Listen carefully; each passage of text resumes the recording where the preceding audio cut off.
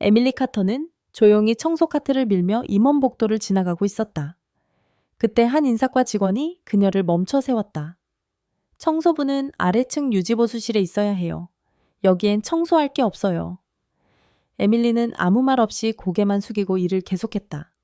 하지만 그 순간 CEO의 딸 소피가 놀이구역에서 갑자기 뛰어나와 에밀리의 손을 잡고 만다리너로 속삭였다. 네이, 마마, 엄마 맞아요? 에밀리는 순간 얼어붙었고 같은 언어로 완벽한 발음으로 속삭였다. 바로 그때 CEO 다니엘 에반스가 나와서 2년 동안 말을 하지 않던 딸이 완벽한 만다리너로 대답하는 것을 듣고는 얼어붙었다. 저건 내 엄마야. 기억나. 복도는 숨죽은 듯 조용해졌다. 에밀리의 손은 걸레 자루를 쥔 채 떨렸고 소피의 작은 손가락은 희미한 초승달 모양의 흉터 위에 걸려 있었다.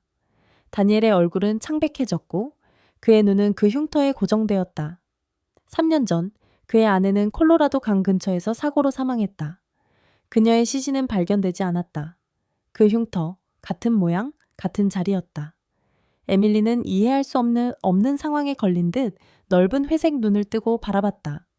소피는 드문드문 웃었고 그 소리는 인사과 직원을 물러서게 했다. 아무도 움직이지 않았다. 아무도 숨을 쉬지 않았다. 에밀리가 카트를 옆으로 밀자 청소 카트의 바퀴가 삐걱거렸다. 그녀의 손은 두려움이 아니라 소피의 말의 무게로 떨렸다. 복도 건너편 몇몇 임원들이 대화를 멈추고 그 장면을 주시했다. 그들 중 한 명은 맞춤형 네이비 수트의 화려한 시계를 찬 남자가 동료에게 속삭였다. 저 여자는 사장님 아이한테 엄마 놀이를 하고 있네? 그의 웃음은 낮고 악의적이었다. 다른 사람들도 웃음을 터뜨리며 복도를 가로질러 퍼졌다. 에밀리는 소피의 손을 꽉 쥐었지만 얼굴은 평온했다. 그녀는 무릎을 꿇고 소피의 작은 포니테일을 정리하며 소녀를 더 크게 웃게 만드는 무언가를 속삭였다. 임원들의 웃음은 흔들렸고 그녀의 조용한 반항에 불안해하며 시선을 돌렸다. 이 순간이 와닿는다면 휴대폰을 꺼내 이 비디오에 좋아요를 눌러주고 댓글을 남기고 구독을 눌러 계속 함께하세요. 이 이야기를 함께 나누는 것이 중요합니다. 이제 계속해 봅시다. 인사과 직원인 클립보드를 들고 있는 날카로운 미소를 가진 한 남자가 침묵을 깼다. 청소부가 CEO의 아이와 무슨 얘기를 하고 있는 거죠? 그의 목소리는 층 전체에 들리도록 크게 말했다. 그의 이름표에는 그렉이라고 적혀 있었고 그의 목소리는 날카롭고 자만심이 가득했다. 크리스 블레이저를 입은 CEO의 비서가 입술을 비틀며 끼어들었다. 저 사람 좀 봐. 유니폼이 내 차보다 오래됐네. 펜트하우스 척스인 줄 알고 올라왔나 봐. 몇몇 사람들은 웃었고 그들의 목소리는 유리벽에 반사되어 퍼졌다. 보안 요원은 어깨가 넓고 짧은 머리를 가진 그가 다가와 속삭였다. 이 유지보수 직원들이 아이들 놀이방 주변에서 대담해지고 있군. 에밀리는 그들을 쳐다보지 않았다. 그녀는 고개를 숙인 채 느리고 꾸준한 걸음으로 청소를 계속했다. 한편 대학을 갓 졸업한 타라라는 이름의 젊은 인턴이 장면을 지켜보고 있었다. 그녀는 임원들에게 커피를 가져다 주고 있었고 쟁반이 약간 흔들렸다. 타라는 에밀리와 소피를 번갈아 보았다. 소피는 여전히 에밀리의 손을 잡고 부드럽게 허밍하고 있었다. 타라는 주저하며 앞으로 나섰다. 아마도 아이에게 친절히 대하는 것일지도 몰라요. 그녀의 목소리는 작았지만 웃음소리를 가로질렀다. 그렉은 돌아서서 비웃었다. 내일이나 신경 써. 커피나 가져와. 타라는 얼굴이 붉어졌지만 물러서지 않았다. 그녀는 쟁반을 탁자에 놓고 에밀리에게 더 가까이 다가갔다. 에밀리는 그녀를 잠깐 쳐다보았다. 회색 눈의 감사의 빛이 잠깐 비쳤다가 다시 걸레질로 돌아갔다. 에밀리가 라운지 쪽으로 카트를 밀고 갈 때 근처 책상에서 유리문진이 떨어져 그녀의 발로 굴러갔다. 그녀는 그것을 발로 멈추고 아무 말 없이 책상 위에 다시 올려놓았다. 그 책상은 폴이라는 이름의 금융이사가 사용하는 것이었다. 그는 머리를 뒤로 넘기고 모든 사람을 무시하는 습관이 있었다. 그는 짜증난 표정으로 쳐다보았다. 내 물건 건드리지 마. 그의 목소리는 크고 주의를 끌었다. 청소하러 온 거지 내 사무실을 재배치하러 온 게 아니잖아. 에밀리는 잠시 멈추고 문진에 손을 댔다. 깨지지 않게 하려고요. 그녀는 부드럽고 거의 다정한 어조로 말했다. 폴의 얼굴은 붉어졌지만 아무 말도 하지 않고 노트북으로 돌아갔다. 소피는 라운지에서 지켜보며 손뼉을 쳤다. 소피는 여전히 에밀리를 놓지 않았다. 그녀는 에밀리의 소매를 잡아당기며 만다리너로 부드럽지만 분명하게 속삭였다. 엄마처럼 말해요. 에밀리의 걸레질이 멈췄다. 그녀는 어깨가 늘어나는 낡은 회색 셔츠를 입고 쪼그려 앉아 소피의 눈을 바라보았다. 누구처럼? 귀여운 아가? 그녀는 거의 속삭이듯 완벽한 만다리너로 물었다. 방은 다시 얼어붙었다. 그렉의 비웃음이 사라졌다. 비서의 펜이 바닥에 떨어졌다. 다니엘은 발소리를 내며 가까이 다가왔다. 방금 내 딸에게 뭐라고 했죠? 그의 목소리는 얼음 같았고 각 단어가 딱딱했다. 비서인 카를라는 가짜 미소와 완벽한 헤어스타일을 가진 여자가 보안 요원에게 말했다. 이거 뭔가 이상해요. 인사과에 연락해요. 그녀의 목소리는 에밀리가 보이지 않는 선을 넘은 것처럼 의심으로 가득 차 있었다. 소피는 아빠의 손을 당기며 작은 목소리로 말했다. 아빠, 예전처럼 말해요. 다니엘의 턱이 굳어졌다. 그는 에밀리를 보고 소피를 보고 다시 에밀리의 손목을 보았다. 그 흉터. 그는 그 생각을 떨쳐내려는 듯 고개를 저었다. 에밀리는 천천히 일어나며 유니폼 바지를 매만졌다. 누구를 불편하게 하려던 건 아니었어요. 그녀는 부드럽지만 단호한 목소리로 말했다. 그냥 이해했을 뿐이에요. 복도 건너편 유리문이 열리고 넥타이가 약간 풀린 얼굴이 빨간 항고의 관리자가 에밀리를 가리켰다. 선 넘었어. 그는 약간 취한 듯한 목소리로 말했다. 여기는 전문적인 공간이지 청소부를 위한 놀이방이 아니야. 그는 화분을 넘어뜨리며 흙을 반짝이는 타일 위로 흩뿌렸다. 에밀리는 움츠러들지 않았다. 그녀는 카트에서 쓰레받기를 꺼내 무릎을 꿇고 흙을 쓸기 시작했다. 조심하세요. 그녀는 조용히 말하며 리차드의 눈을 잠깐 마주쳤다. 지금 엉망을 만들고 있어요. 방은 다시 조용해졌고 리차드의 얼굴은 더 붉어지며 그는 중얼거리며 자리를 떴다. 소피는 손뼉을 치며 즐거워했고 긴장감을 느끼지 못했다. 보안 요원은 그의 라디오에서 소리가 나며 다가왔다. 마님, 저와 함께 가셔야 합니다. 여기는 임원층입니다. 그의 목소리는 잔인하지 않았지만 대본을 따르는 것처럼 단호했다. 그렉은 코웃음을 치며 팔짱을 꼈다. 아마 더 나은 직업을 얻으려는 속임수겠지. 저 사람 봐. 이 건물에 어울리지도 않아. 카를라는 눈을 가늘게 뜨고 고개를 끄덕였다. 그래, 청소부가 만다리너를 한다는 게 말이 돼? 그건 정상적이지 않아. 웃음소리가 다시 시작되었고 이번에는 더 날카로웠다. 에밀리는 어깨를 펴고 있었지만 움츠러들지 않았다. 그녀는 카를라를 바라보며 회색 눈을 차분하게 유지했다. 모르는 사람을 판단하는 게 정상인가요?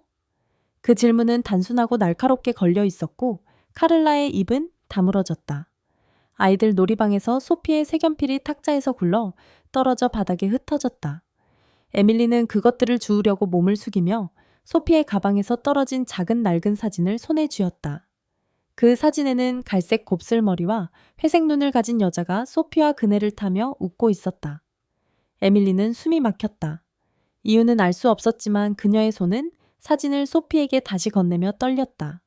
소피는 환하게 웃으며 여자를 가리켰다. 저건 엄마야. 그녀는 분명한 목소리로 말했다. 다니엘은 여전히 근처에 서서 사진을 보고 얼어붙었다.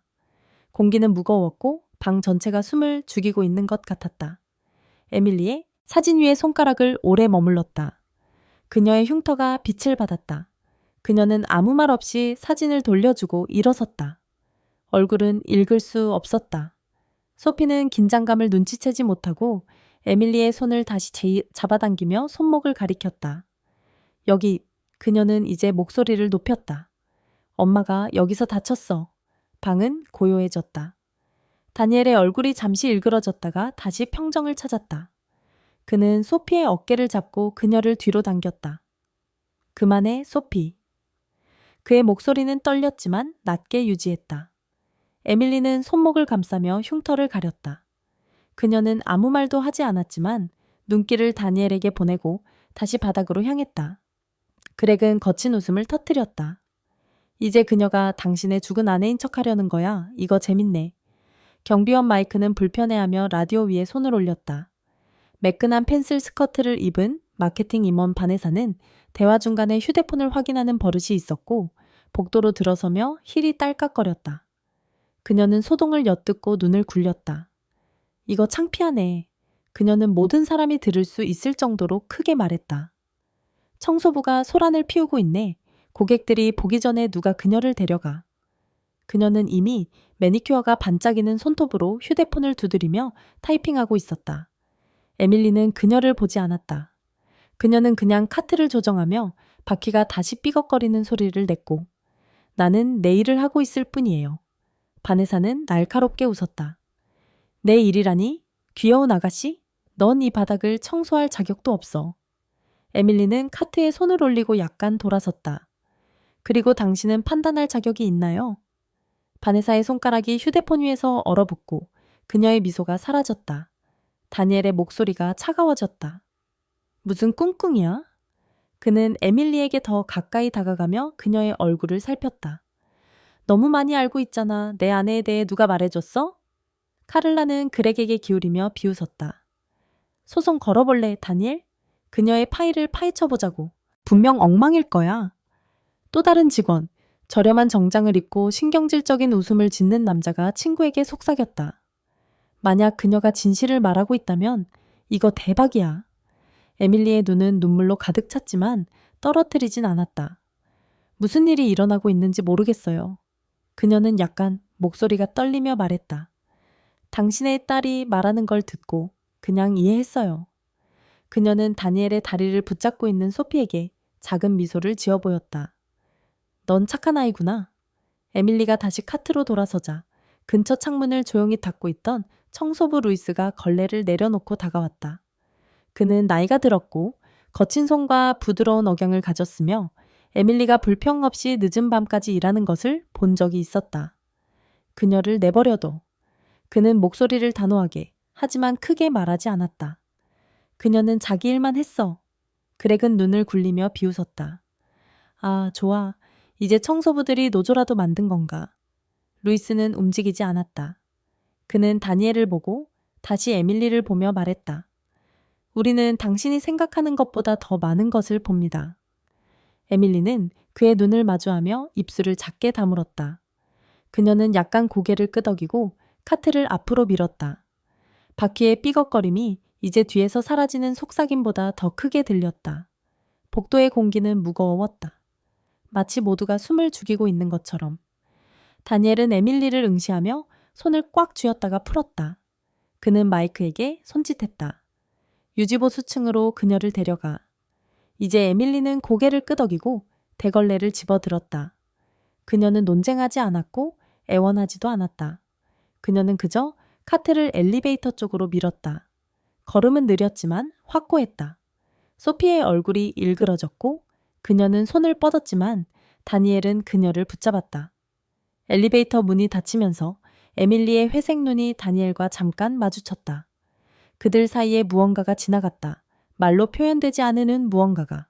문이 닫히고 복도는 속삭임으로 가득 찼다. 그렉은 고개를 저었다. 그녀는 문제야. 그거 알지? 그날 저녁 어두운 유지보수실에서 에밀리는 혼자 앉아 있었다. 그녀의 카트는 벽에 기대어 있었다. 그녀는 주머니에서 작은 접힌 냅킨을 꺼냈다. 소피가 그녀에게 몰래 건넨 것이었고 아이의 흔들리는 글씨로 적혀 있었다. 머물러요. 에밀리의 손가락이 그 단어를 따라갔고 그녀의 눈이 따끔거렸다. 그녀는 헤드라이트의 번쩍임, 타이어의 끼익거림, 물이 주변을 휘감는 것을 기억했다. 그것은 정확히 기억이 아니라 차갑고 무거운 느낌이었다. 그녀는 냅킨을 다시 넣으며 손을 안정시켰다. 이제 위층에서 인턴 타라는 아이들 라운지 근처에 머물며 소피가 그림 그리는 것을 보고 있었다. 그녀는 에밀리가 떨어뜨린 작은 팔찌를 바닥에서 발견했다. 타라는 그것을 집어들고 뒤집어 보았다. 그것은 단순한 은사에게 작은 초승달 매달린 것이었다. 그녀의 숨이 멈췄다. 그녀는 다니엘 아내의 오래된 회사 사진에서 그 매달린 것을 본 적이 있었다. 아래 유지보수실에서 에밀리는 플라스틱 의자에 앉아 손을 무릎 위에 모았다. 방은 표백제와 먼지 냄새가 났고 형광등이 윙윙거렸다. 그녀는 배낭에서 구겨진 종이를 꺼냈다. 그것은 소피의 그림이었다. 물결치는 갈색 머리와 회색 눈, 손목에 초승달 모양의 흉터가 있는 막대기 인형이었다. 에밀리의 손가락이 선을 따라갔고 그녀의 숨이 멈췄다. 왜 그렇게 친숙하게 느껴지는지 몰랐다. 왜 소피의 목소리, 그 부드러운 만다린이 그녀의 가슴을 아프게 하는지 몰랐다. 몇 년 전 그녀는 병원 침대에서 깨어났다. 이름도 과거도 없고 알지 못했던 언어로 된 흉터만 있었다. 간호사들은 그녀를 에밀리 카터라고 불렀다. 그들이 선택한 이름이었다. 그저 맞다고 느껴져서. 그녀는 지금까지 그것을 의심해 본 적이 없었다. 위층에서 다니엘은 책상 위에 사진을 응시하며 앉아 있었다. 그의 아내가 미소를 지으며 젊은 소피를 안고 있었다. 손목의 흉터가 사진 속에서 분명했다. 몇 년 전 사고 전 자전거 사고에서 생긴 작은 초승달 모양의 흉터였다. 그는 전화를 들고 몇 년 동안 걸지 않았던 번호를 눌렀다. 신원 조회 필요해. 그는 낮은 목소리로 말했다. 여자 에밀리 카터라는 이름으로 콜로라도 강사고의 병원 기록부터 시작해. 그는 전화를 끊고 손이 떨렸다. 카를라가 그의 문을 두드리며 너무 밝은 미소를 지었다. 괜찮아, 다니엘? 그 청소부 때문에 모두가 떠들썩해. 그는 그녀를 보지 않았다. 나가? 그는 말했다. 그리고 그녀는 말없이 떠났다.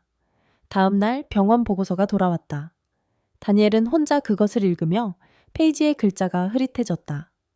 여성, 신원 미상, 사고 피해자, 콜로라도 강 근처에서 발견됨. 기억 상실증 진단, 완벽한 만다린 반응을 보임, 신원 없음, 가족은 없음, 아무것도 없음. 지역 주민들에 의해 구조되어 에밀리 카터라는 이름을 받음. 날짜가 일치했다. 장소가 일치했다. 다니엘의 커피컵이 손에서 미끄러져 바닥에 깨졌다. 그는 에밀리를 사무실로 다시 불렀다. 그녀는 들어와 여전히 색이 바랜 유니폼을 입고 머리를 헝클어진 번으로 묶고 있었다. 앉아. 그는 이제 부드럽게 말했다. 그녀는 그렇게 했다. 손을 꼭 잡았다. 네가 그녀라면 그는 말했다. 왜 소피를 찾지 않았어? 왜 조용히 있었어? 에밀리의 눈이 다시 가득 찼다. 나는 내가 누구인지 몰라. 그녀는 말했다. 하지만 당신의 딸을 보면 집에 온 것 같아요. 다니엘이 대답하기 전에 타라가 사무실로 들어왔다. 그녀의 손은 떨렸지만 결단력이 있었다. 그녀는 초승달 팔찌를 내밀었다. 이걸 찾았어요. 그녀는 떨리는 목소리로 말했다. 그녀의 것이었죠? 당신 아내의?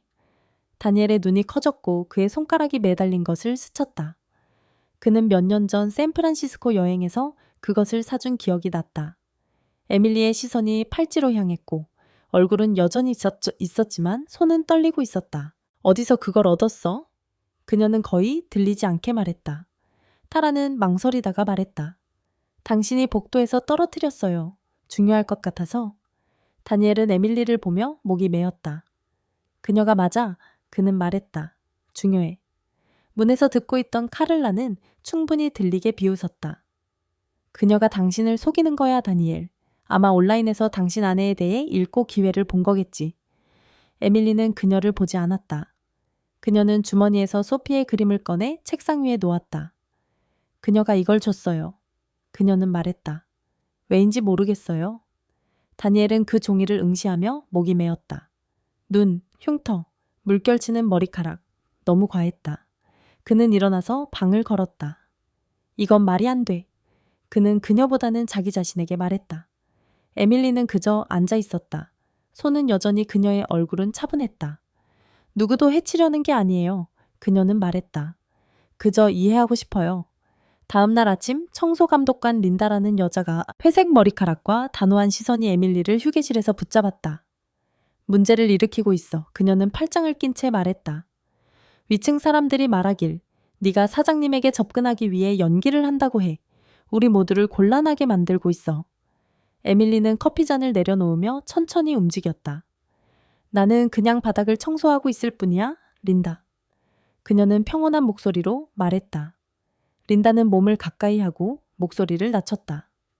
그런데 왜 CEO가 너에 대해 물어보는 거야? 왜 그의 아이가 너를 엄마라고 부르는 거지? 에밀리의 손이 컵 위에서 멈췄고 그녀의 흉터가 어둠 속에서 빛났다. 대답할 수 없어. 그녀가 말했다. 하지만 거짓말은 아니야.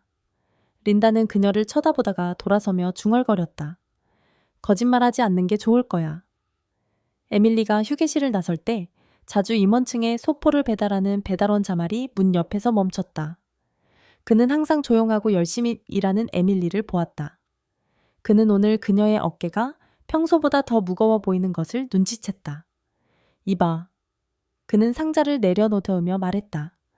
그들이 너에게 영향을 주지 않게 해. 나는 위에서 무슨 일이 있었는지 들었어.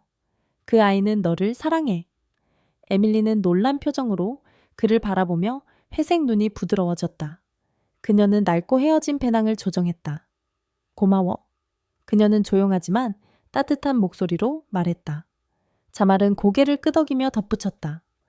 우리 엄마가 말하곤 했어. 진실은 길을 찾아낸다. 계속 나아가라. 에밀리는 오늘 처음으로 작은 미소를 지으며 조금 가벼운 발걸음으로 걸어갔다.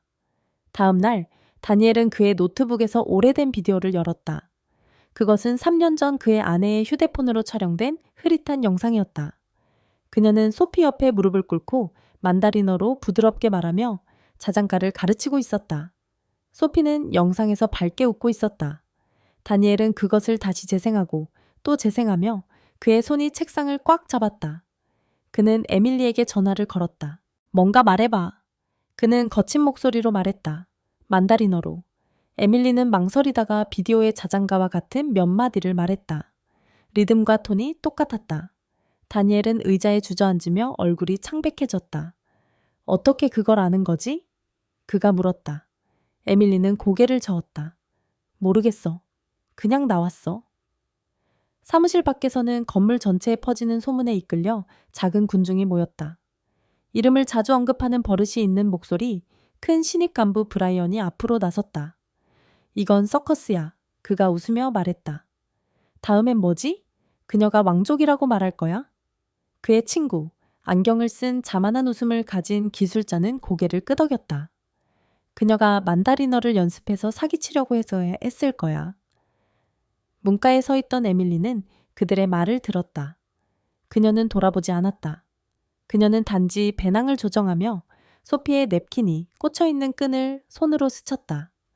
어떤 것들은 연습이 필요 없어. 그녀는 낮지만 분명한 목소리로 말했다. 브라이언의 웃음이 목에 걸렸고 기술자는 시선을 돌리며 웃음이 사라졌다. 이 상황은 주말이 끝날 때쯤 이사회에 전해졌다. 그들은 긴급 회의를 소집했고 그들의 목소리는 날카롭고 긴박했다. 맞춤 양복을 입은 여성 헬렌 마르크스 이사가 앞으로 몸을 기울였다. 그녀는 청소부야 다니엘, 신분증도 없고 기록도 없어. 이 소문이 퍼지면 피할 악몽이 될 거야. 인사 관리자로 승진한 그렉이 고개를 끄덕였다. 그녀는 위험 요소야. 언론이 이걸 알기 전에 정직시켜. 또 다른 이사, 매끈한 머리를 가진 신경질적인 남자가 덧붙였다. 만약 그녀가 진실을 말하고 있다면 그냥 해고할 수는 없어. 헬렌은 그를 쏘아보았다. 그녀는 아무도 아니야. 그냥 들어와서 소피의 엄마라고 주장할 수는 없어. 이사회실 밖에 서 있던 에밀리는 모든 말을 들었다. 그녀는 노크하지 않았다. 울지도 않았다. 그녀는 단지 자신의 사물함으로 가서 가방을 싸고 책상 위에 배지를 놓았다. 소피는 복도에서 그녀를 보고 작은 얼굴이 일그러졌다. 가지마. 그녀는 울며 에밀리에게 달려가 그녀의 다리를 감쌌다. 에밀리는 소피의 어깨에 손을 얹으며 무릎을 꿇었다. 다시 볼 거야. 알겠지? 그녀는 눈물에 흔들리지 않는 목소리로 말했다. 소피는 머리를 흔들며 흐느꼈다. 너는 내 엄마야? 그 말은 충격처럼 다가왔다. 근처에 서 있던 경비원 마이크는 처음으로 부드러운 얼굴을 하고 있었다. 그는 그녀가 엘리베이터로 걸어가는 것을 막지 않았다. 문이 닫히고 소피의 울음소리가 빈 복도에 울려 퍼졌다. 다니엘은 사무실 창문에서 바라보며 가슴이 조여드는 것을 느꼈다. 그는 이 일을 그냥 넘길 수 없었다. 그날 밤 에밀리는 건물 밖 공원 벤치에 앉아 발치에 배낭을 두었다. 가로등이 깜빡이며 그녀의 흉터의 그림자를 드리웠다. 그녀는 다시 소피의 냅킨을 꺼내 들었다. 머물러 라는 단어가 희미하지만 분명했다. 낡은 세단이 다가왔다. 그녀의 기억의 조각 속에 있는 차와 비슷했다. 잠시 동안 그녀는 자신을 그 안에 있는 모습으로 보았다. 뒷좌석에서 웃고 있는 소피. 그녀는 머리를 흔들며 그 이미지를 지웠다. 길 건너편에서 타라는 자신의 차에서 전화기를 들고 지켜보고 있었다. 그녀는 온라인에서 오래된 기사를 찾았다. 강에서 발견된 신원 미상 여성을 다룬 작은 기사였다. 그 묘사는 에밀리와 일치했다. 타라는 망설이다가 다니엘에게 문자를 보냈다. 이걸 확인해, 그녀야. 그는 그날 밤 전화를 걸었다. 그의 목소리는 조용하지만 단호했다. DNA 검사가 필요해, 비공개로 신중하게. 그는 다음날 아침 소피와 에밀리를 클리닉으로 데려갔다. 양식을 작성하며 그의 손이 떨렸다. 에밀리는 대기실에 앉아 손가락으로 손목의 흉터를 더듬었다. 소피는 그녀 옆에 앉아 또 다른 그림을 그리고 있었다. 이번 그림은 가족, 3개의 막대기 인형이 손을 잡고 있는 모습이었다. 결과는 3일 만에 나왔다. 다니엘은 사무실에서 혼자 그것을 읽었다. 그의 손에 종이가 떨렸다. 99, 9999% 일치. 에밀리는 소피의 어머니였고 그가 3년 동안 애도했던 아내였다. 그는 이사회를 다시 소집했다. 그의 목소리는 이제 안정적이었다. 내일 회의가 있습니다. 모두 참석하세요. 이사회 회의 전에 다니엘은 라운지에서 작은 곰 인형을 꼭 쥐고 있는 소피를 찾았다. 그것은 오래되고 색이 바랜 한쪽 눈이 없는 인형이었다. 소피는 그것을 들어 올리며 부드러운 목소리로 말했다. 엄마가 이거 줬어. 그녀는 다니엘을 바라보며 말했다. 그는 무릎을 꿇고 곰인형을 만지작거렸다. 소피가 아기였을 때 밤늦게 그 눈을 꿰매었던 기억이 났다. 에밀리는 유니폼 대신 간단한 스웨터를 입고 머리를 풀고 들어왔다. 그녀는 곰인형을 보고 손을 입으로 가져갔다. 그 곰 인형을 알아해 그녀는 떨리는 목소리로 말했다. 소피는 그녀에게 달려가 곰인형을 그녀의 손에 쥐어주었다. 방은 작아진 듯했고 공기는 전류가 흐르는 듯했다. 다니엘은 그의 딸과 아내가 그렇게 작지만 무거운 것 위에서 다시 연결되는 것을 지켜보았다. 이사회실은 가득 찼고 공기는 긴장으로 가득했다. 헬렌은 머리를 단단히 묶고 앉아 있었다. 그렉은 펜을 만지작거리며 다니엘의 눈을 피했다. 다른 이사들은 얼굴이 불안한 채로 속삭였다. 다니엘은 DNA 보고서를 들고 들어왔다. 그는 앉지 않았다. 그냥 종이를 탁자 위에 내리쳤다. 에밀리 카터는 소피의 어머니입니다. 그는 말했다. 법적으로, 생물학적으로 부정할 수 없이. 방은 조용해졌다. 헬렌의 얼굴이 창백해졌다. 그렉은 펜을 떨어뜨렸다. 다니엘은 그들을 바라보며 그의 눈이 단단했다. 더 일찍 알지 못해 미안해요. 그녀를 무너뜨리게 해서 미안해요. 소피는 그녀의 곱슬머리가 튀어오르며 에밀리의 품에 안겼다. 이제 바닥 청소하지 마, 엄마. 그녀는 말했다. 나와 함께 있어, 알겠지? 에밀리는 그녀를 꽉 안았다. 이제 눈물이 흘렀다. 결과는 빠르게 나타났다. 그렉은 다음날 해고되었다.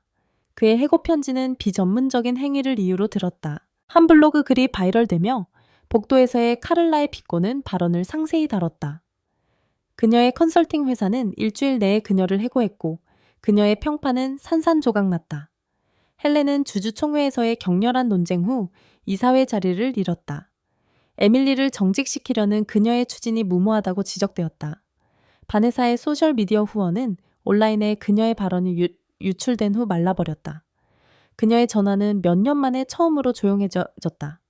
소리 큰 간부 브라이언은 조용히 강등되었고 그의 이름을 언급하는 것이 더 이상 아무에게도 인상을 주지 못했다. 그것은 시끄럽거나 극적이지 않았다. 그것은 단지 진실이 느린 파도처럼 따라잡는 것이었다. 에밀리는 그것에 대해 한마디도 하지 않았다. 그녀는 그럴 필요가 없었다. 그녀는 다니엘의 집으로 소피의 삶으로 돌아갔다. 한 걸음씩 조용히. 그녀는 옛 옷을 입지 않았고 옛 직함을 주장하지 않았다. 그녀는 단지 딸의 손을 잡고 계속 나아갔다. 몇 년 전 그녀는 병원 침대에서 깨어났고 자신에게 낯선 사람이었다.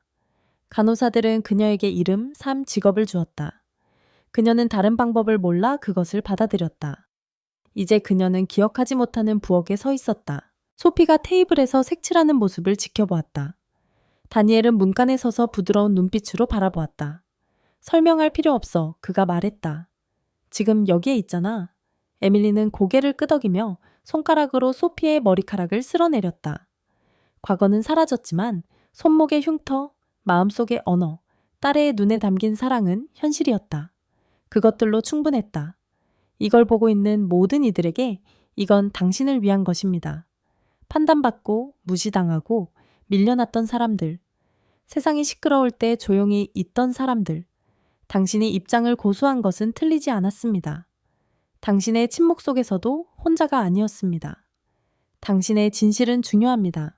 언제나 그랬습니다. 어디에서 보고 계신가요? 아래에 댓글을 남기고 나와 함께 상처, 배신, 그리고 마침내 치유의 여정을 걷고 싶다면 팔로우를 눌러주세요.